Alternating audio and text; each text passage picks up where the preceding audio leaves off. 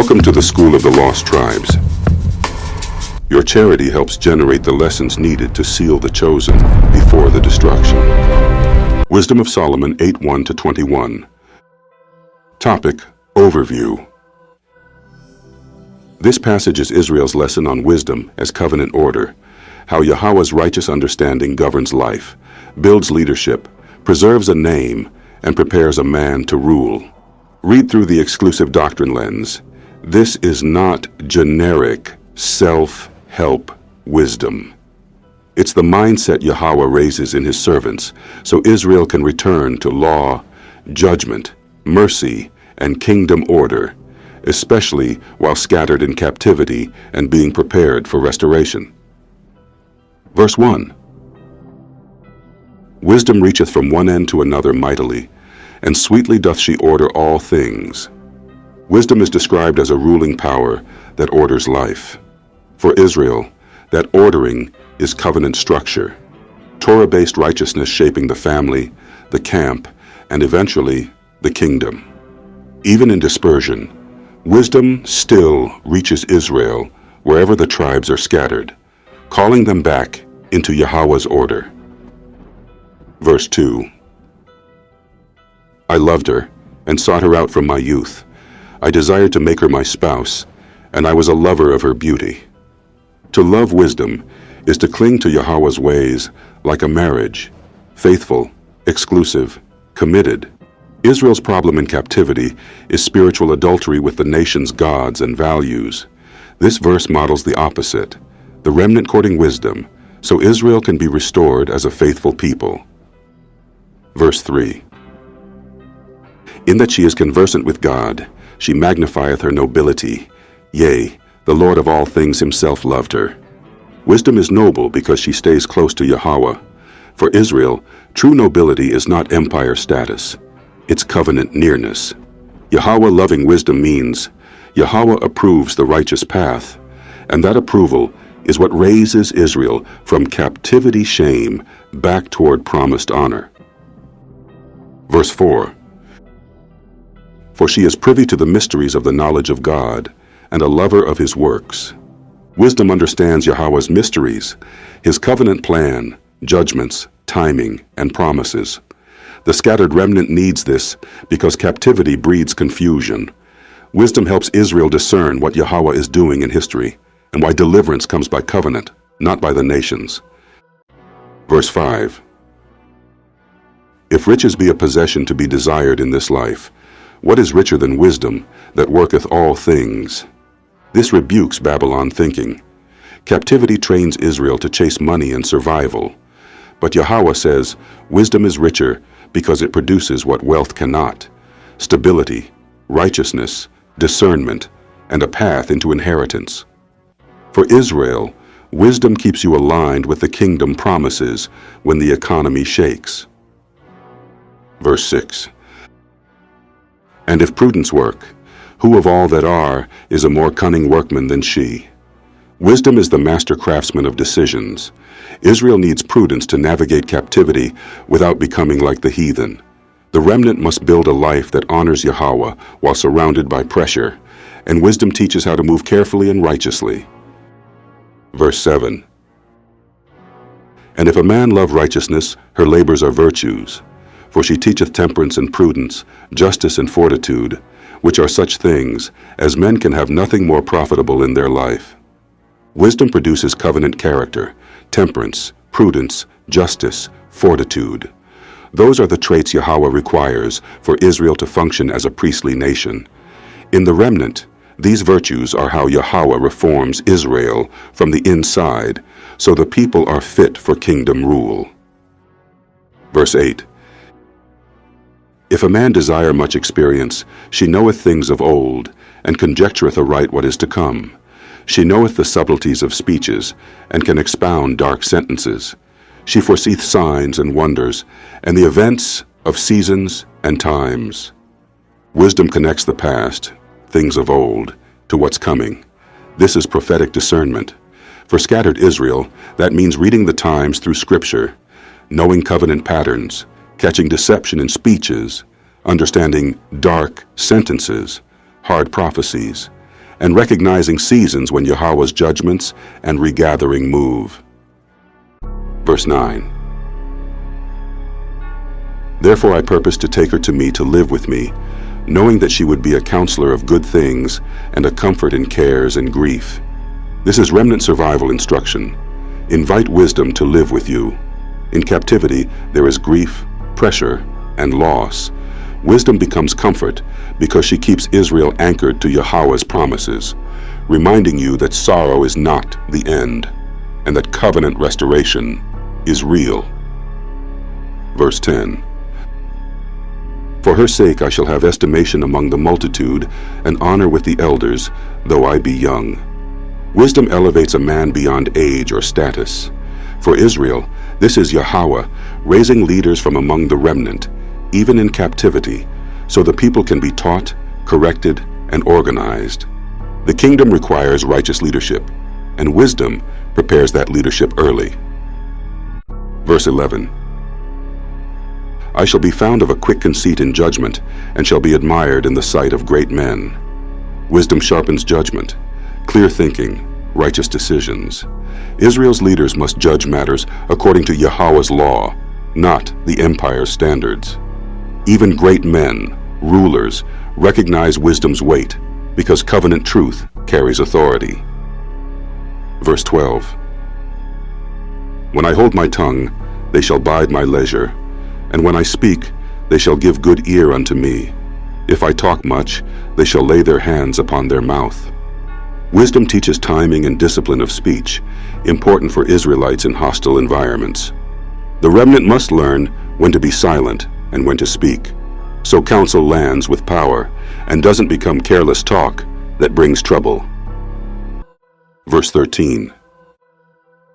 Moreover, by the means of her, I shall obtain immortality, and leave behind me an everlasting memorial to them that come after me. Immortality here is tied to covenant legacy, being remembered in righteousness and preserved in Yahweh's purpose. For Israel, the righteous path carries beyond one lifetime because it serves Yahweh's long covenant plan. The remnant living faithfully becomes a memorial that helps future Israelites awaken and return. Verse 14. I shall set the people in order, and the nations shall be subject unto me. This is kingdom language. Setting the people in order is Israel being governed righteously under Yahweh's covenant. Nation subject points to Israel's promised headship when Yahweh restores the kingdom. Israel ruled in righteousness, not as a tail in captivity. Verse 15. Horrible tyrants shall be afraid when they do but hear of me. I shall be found good among the multitude and valiant in war. Wisdom produces courage and reputation. Tyrants fear a righteous man because he won't bow to corruption.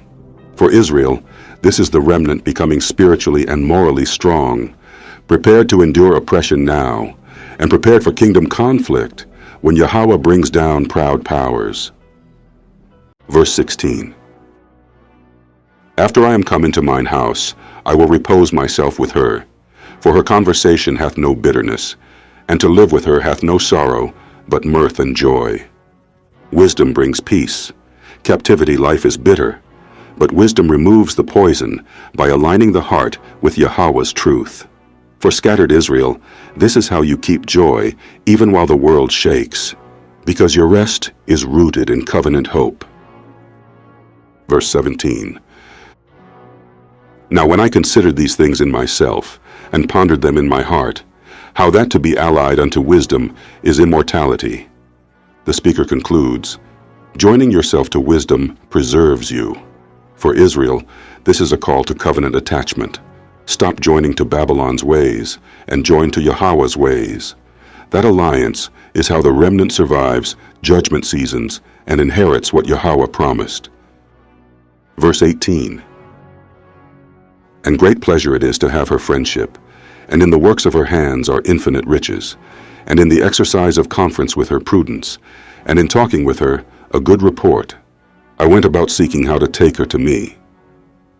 Wisdom's friendship produces practical fruit, prudence, good reputation, and true riches. For Israelites, this is how a remnant community is rebuilt, through counsel, disciplined thinking, and righteous conversation that reflects Yahweh's covenant standards. Verse 19. For I was a witty child and had a good spirit. This acknowledges a gift, sharpness in spirit. In Israel's restoration story, Yahweh raises certain servants with capacity to understand and teach. But gifts are not enough by themselves. They must be governed by wisdom, so they serve Yahweh's purpose, not pride. Verse 20. Yea, rather being good, I came into a body undefiled.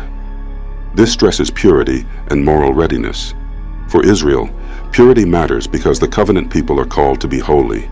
The remnant must pursue clean living and separation from defilement so they can stand in Yahweh's presence and be ready for kingdom inheritance. Verse 21. Nevertheless, when I perceived that I could not otherwise obtain her, except God gave her me, and that was a point of wisdom also, to know whose gift she was, I prayed unto the Lord, and besought him, and with my whole heart I said, here's the final key. Wisdom is Yahweh's gift, not human bragging rights. The remnant must pray for wisdom, because only Yahweh can restore Israel's mind, discipline, and covenant understanding. This verse teaches humility. Israel doesn't save itself. Yahweh gives wisdom, and through that, wisdom Israel is prepared for salvation, regathering, and the kingdom under Yahweh Shai. Table of Contents. Introduction. Yahweh's exclusive covenant with Israel. The purpose of this book. No disparagement of non-Israelite races. The foundations used throughout this book. On the right foundation, Israel's covenant exclusivity, believing Yahweh Shai and the consequences of unbelief. The exclusive nature of Israel in the Old Testament. The exclusive nature of Israel in the New Testament. Part 2. Replacement Theology, examined. Dare we say the Church has replaced the 12 tribes of Israel, hope, the law, and Israel in the New Testament, the exclusivity of Israel in Ephesians, Philippians, and beyond, redemption and the many, the exclusive nature of Israel in the letters of James, Peter, John, and Jude, Israel in the book of Revelation, reactions and doctrinal challenges. Next steps in the book, common reactions to Israel's exclusivity. Reactions to the exclusive doctrine of Israel, expanded. Are there 2 or 3 witnesses for exclusive Israel? Separation, the world, and the gospel. Word meanings. Understanding separation and the world. The world, cosmos, or oikoumeni. The 2 differing gospels, stumbling blocks to an exclusive Israel doctrine. Case studies, Israelites in dispersion. Peter's sheep vision, a closer examination. The Ethiopian eunuch, an Israelite in dispersion. The widow of Sarepta, an Israelite in dispersion. The Lord's Prayer, an exclusive Israelite perspective. Extra-scriptural doctrines exposed. The extra-scriptural doctrine of Judeans and Gentiles. Can strangers become Israelites? In thee shall all nations be blessed. That unfortunate word, Gentile.